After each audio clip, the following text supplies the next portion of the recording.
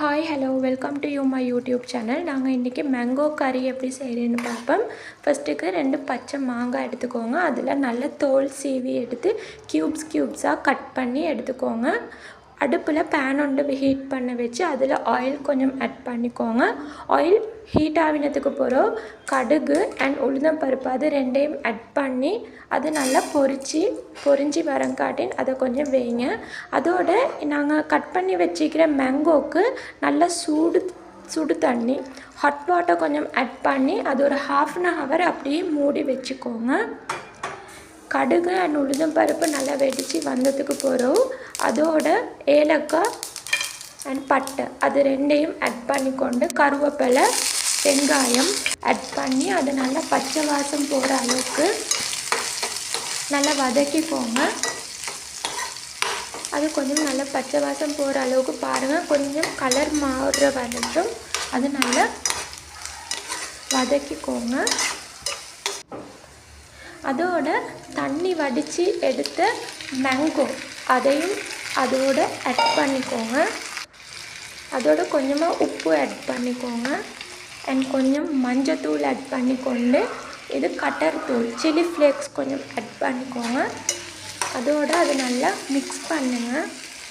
Low ஃப்ளேமில் வச்சு இது பண்ணிக்கோங்க. இது நல்லா மிக்ஸ் ஆகினதுக்கு பிறகு ஒரு 5 minutes மூடி வச்சுக்கோங்க.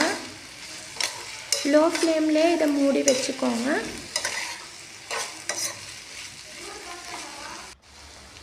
பாருங்கள், இப்போ அது ஹீட் ஆகினதுக்கு பிறகு இதே மாதிரி தண்ணி எல்லாம் நல்லா இல்லாமல் கொஞ்சம் ட்ரை ஆகிக்கும். அதோட கொஞ்சமாக தண்ணி ஆட் பண்ணிக்கோங்க. கொஞ்சம் மாங்காய் மூடு படுற அளவுக்கு தண்ணி ஆட் பண்ணிக்கோங்க. நிறைய ஊற்றிடாதீங்க, கொஞ்சமாக ஊற்றிட்டு ஒரு 10 minutes பாயில் பண்ணி வைங்க. பாருங்கள், அதோடு இதை எடுத்து கொஞ்சம் மிக்ஸ் பண்ணிக்கோங்க. இன்னும் கொஞ்சம் தண்ணி இருக்கும். அதோடு மறுபடியும் ஒரு 5 minutes நல்லா மூடி வச்சுட்டு இதே மாதிரி திறந்து எடுங்க.